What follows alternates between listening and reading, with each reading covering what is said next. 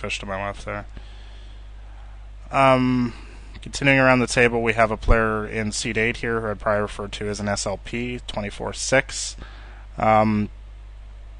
He's not playing as many stats as hands as the whale. He's playing, these guys are playing half the deck, whereas this guy's playing a quarter of the deck. But you can see the massive discrepancy between VPIP and PFR. He's playing a few too many hands for sure, and he's extremely passive. And finally, in seat 9, we have the only player at the table who looks somewhat decent. I have an enormous sample on him. He's still a little bit certainly on the tight side for full ring, but he's fairly aggressive with a 4% aggression factor. There's all sorts of, there's certainly leaks we can attack. Full to steal 87% of the time is quite a bit high, but with these kind of stats, he'll be able to maintain a reasonable win rate at NL2 for sure, and probably NL5 as well. But this is a very typical, I would say, NL2 table.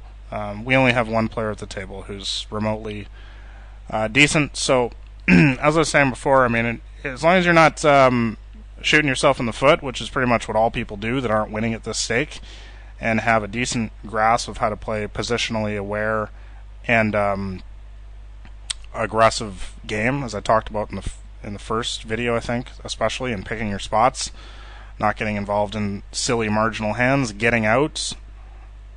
We've already seen that twice in this video with the King 9 hand and that Jack 8 hand that just happened. Not wasting our time in spots like that, just getting out of the hand, moving on. Whereas when I have a large hand, I'm not slow playing with it, and I'm making sure that I play big pots and go for it. I think we saw that with the King's hand, actually, was last video, I think.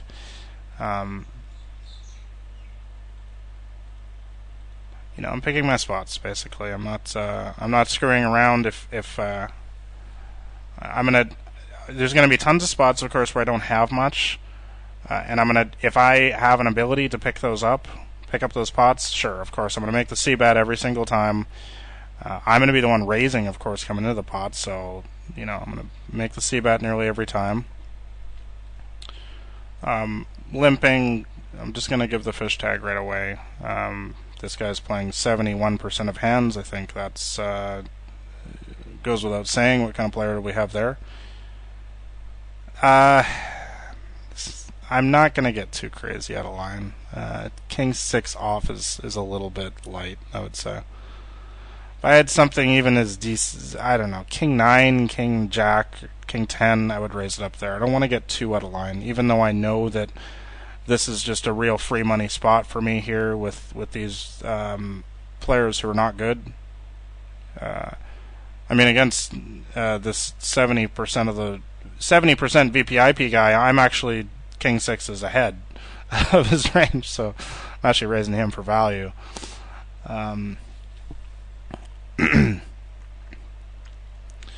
But yeah, as you can see, I can't remember what I was talking about before there, but it's really just about playing straightforward in these games and not getting yourself making life so difficult for yourself. Like, here's another spot. A lot of people will just love to call here or something. It's not the play that I would make. I would definitely fold or be 3-betting. A lot of something that newer players especially do not understand is that calling out a position is not nearly as profitable of a play as you think it is. Take those pot odds that you're using to justify it and throw them out the window. Because what you don't realize is how difficult it is to actually extract money out of position when you actually do hit. It's just not worth it on any level. There's a spot here on table 2 where once again I'm not going to continue trying to ram a hand down this player's throat. He's clearly a bad player. He's clearly got something. We have some equity in the pot. I'd rather just check behind and keep some control on the size of the pot. This is kind of close here with the Queen 9. You can raise, you can fold. I just like to spend some time looking at this hand here, so I just fold it. 73-27. He's a 2% VPIP, which is actually kind of wide since he's playing that many hands. It's actually quite a bit. I do think this can be a bluff from time to time. I think you can have the ace of hearts. I'm getting 3-1 on the pot. It's definitely an interesting spot. I think you can have some missed draws. I think you have whole sorts of stuff. This might look like a terrible call, but I think there's a chance that we're good a fair bit of the time, which we're not. I didn't expect him to have that hand, but you can't. With a guy who's playing 70% of hands, it's very difficult, of course, to put him on any hand at all. Getting 3-1 there, I just thought that we can perhaps be, and the fact that he actually is kind of aggressive, and his aggression factor is only 2. He actually is kind of aggressive, considering that he's playing 74% of hands. So I do think we can possibly be ahead there a fair bit of the time. Getting 3-1, I don't know. You look like a fool, of course, when he's got a better hand, but you can't win them all, of course. So once again, we got the similar conditions pretty much at every table here. We've got weaker regs, and then we got fish or SLP. It's really important to just always know who you're playing against. Be tagging them right away. Like for instance, this is a fish here. This is a reg here. I don't bother tagging regs, as most people know. In today's games, because there's just so many of them, especially at these stakes, and there's not really a whole lot of differentiation between them. They're kind of all like I don't know, this guy's a 17-10, this guy's a 12-10, 9-9, 10-5. They're all just kind of basically really weak, mostly mega tight. I'm not getting in. I'm trying to steal their blinds and c-bet them to death. And that's about it. I mean, and my strategy is pretty much the same against all of them. We don't really have too many players that are actually playing. Like, for instance, there was that one lag player on table 4 in seat 9 before. That's very, very rare at these stakes. So, at these stakes, NL2, NL5, probably NL10 as well, I really just don't waste my time tagging regs, because there aren't really any good regs, to be honest, especially in NL2. I mean, there literally are none.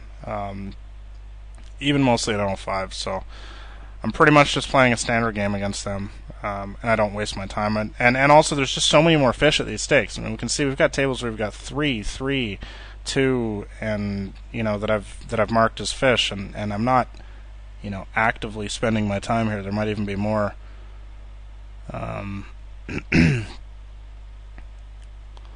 And of course, NL2 is a never-ending fish factory, so I could just jump on some other tables and find some more real quick once these guys go bust. So,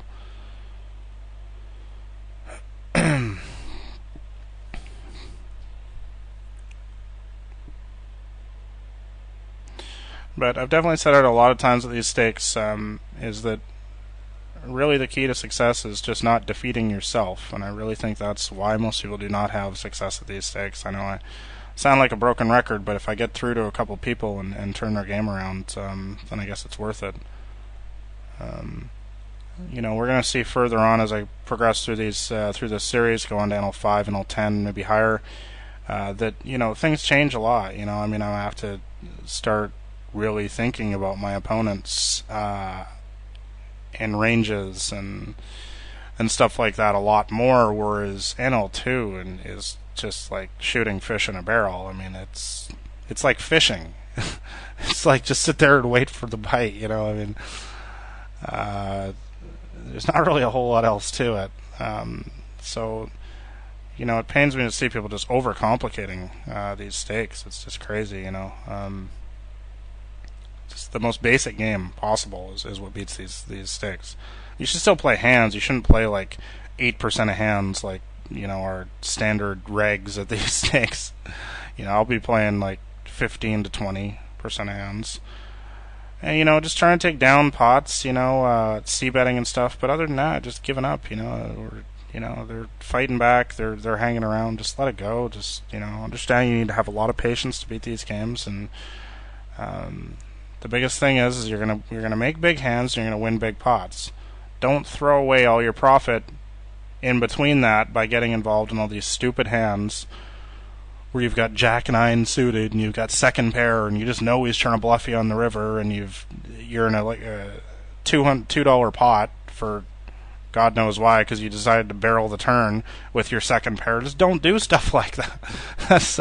That's the stuff that kills everybody at these stakes. As I talked about, we got big hands. Go for the jugular. Throw big bets in there.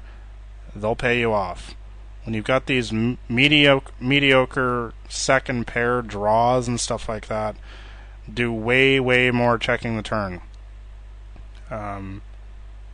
It's barreling the turn, and the turn is often really the most important spot, and is because it's the difference between a big pot and a small pot.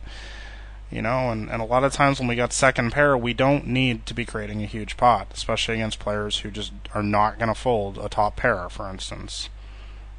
Which is pretty much universally the case at these limits. So. Sorry about that. I always fail to remember what where I am with my time in my videos. Just want to try to keep some sort of rough outline or rough idea. What's up with that?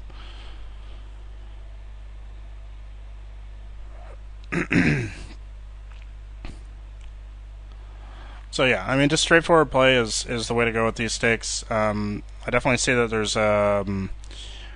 there's definitely a trend from just reading forums of people trying to analyze everything at these stakes. A lot of people are there's a lot of literature out there.